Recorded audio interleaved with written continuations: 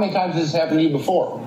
Like at least 10. And like I said, boss man, if he hopped out his car, I would ask him to get back in. And if he didn't, we haven't even started the oil change. I would not do his oil change because he didn't want to follow the policy and procedure we have here to make sure that the customer is safe, not to make sure we're safe. The customer, we don't want you to hurt yourself.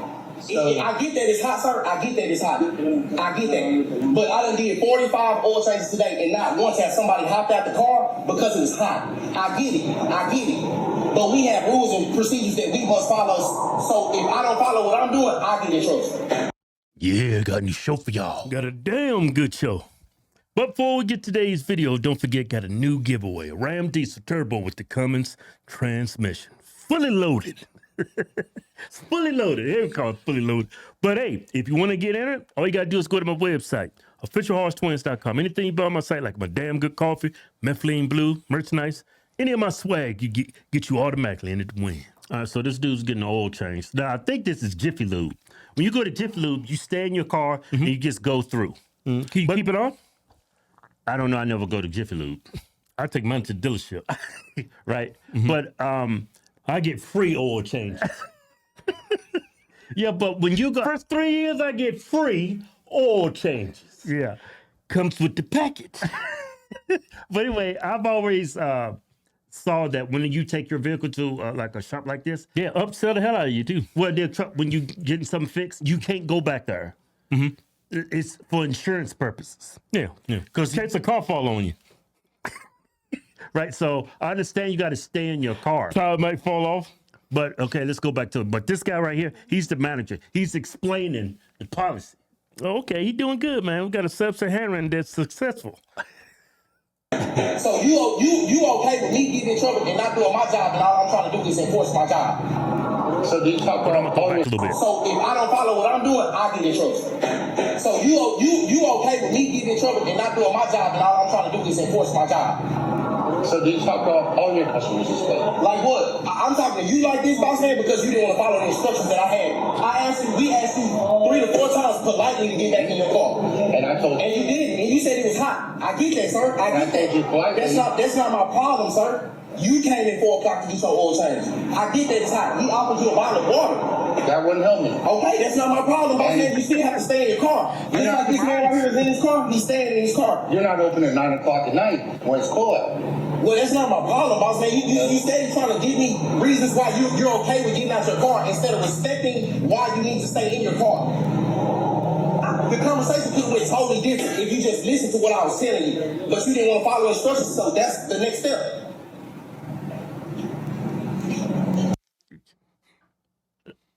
You got to follow policy. Yeah, if I'm that manager, I'm saying, man, take your car, get the hell out of here. I got 4 cars over here that needs no oil change. Because if he lets him stand outside his car, right, and something happens to him, his black ass is getting fired. Oh, yeah, they're going to fire him. And probably throw him in jail because he's black. And then he go to another mechanic shop, say, yeah, I got all this experience, I was manager. Well, what happened? Well, this dude came over. He didn't want to stay in his car. I said, okay, it's cool. I understand it's hot. And then some fella and broke his neck, and we got sued and they fired me. They're going to say, get out. You don't know how to push policy and instructions to your customer. Yeah, they be like, hey, I got a Tyrone here. He say he worked for you for like 15 years. Nah, he looks young. I'm saying, hey, I got a Tyrone here. Said he worked at your establishment for 5 years. Is that correct? That's correct? Okay. What? He was an asshole. He got a person killed. Oh, man, thanks for the warning. I'm not going to hire his black ass. Yeah, let's get back to the rest of this. We all adults here. So if you understand where you went wrong, you can understand why I feel the way I feel. You were wrong because you didn't want to get back in your car. Can you agree to that? You were wrong for that. No, sir. You were wrong for that. It's a yes or no question. You were wrong for that.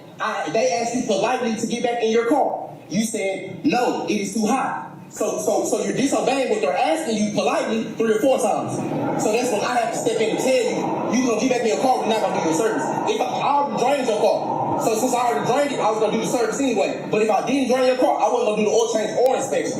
Unless you didn't want to listen. You got any medical certification? Are you trained in first aid?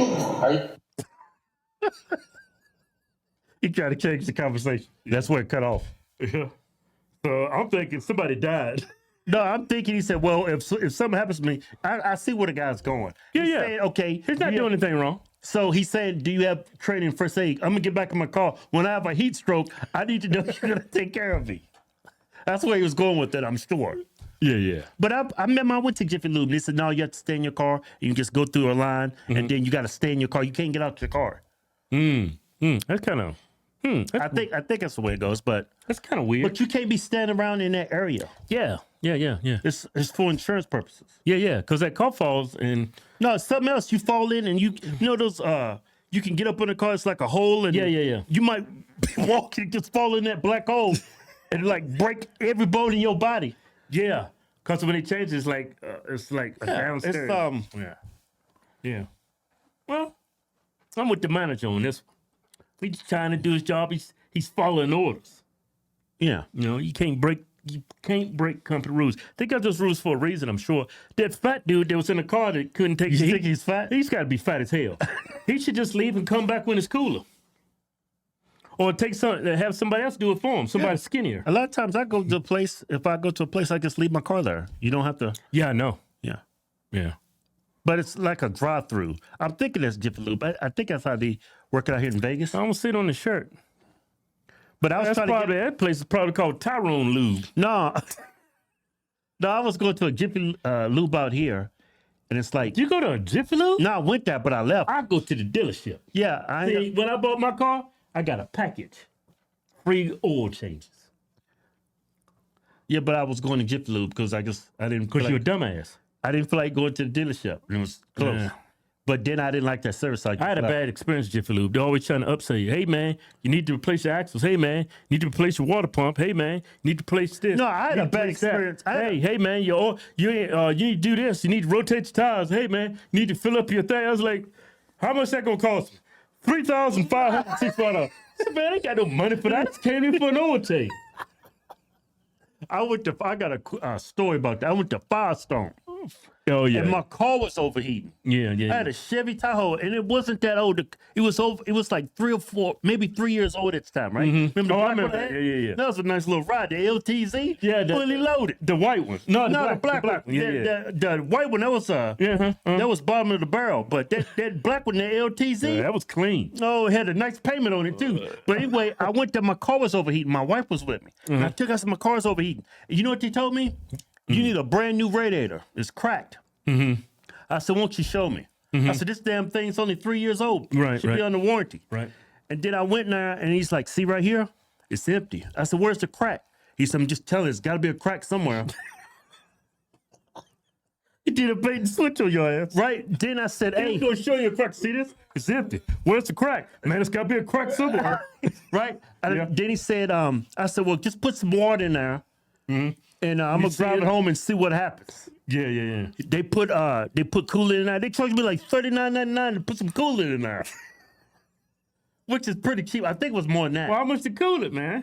No, that wasn't expensive. The coolant, I think it was like $69.99 something. Yeah, that's a business, man, not a damn charity.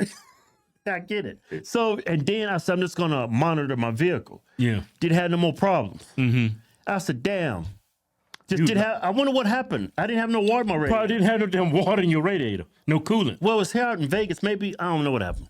But it's nothing was wrong with my radiator. They told me I had a crack in it. And it was going to cost, he told me, I think it was, spit it out. I think he said $3,800 some dollars. That's what they told me. They always say $3,650. They always say that. Hey, it's only going to cost you $3,650. Like, man, why every time I go somewhere, no matter what the car is, it's always $3,600. I was like, man. No, but I never took him up on saying, to do those repairs. Yeah. Car just fine.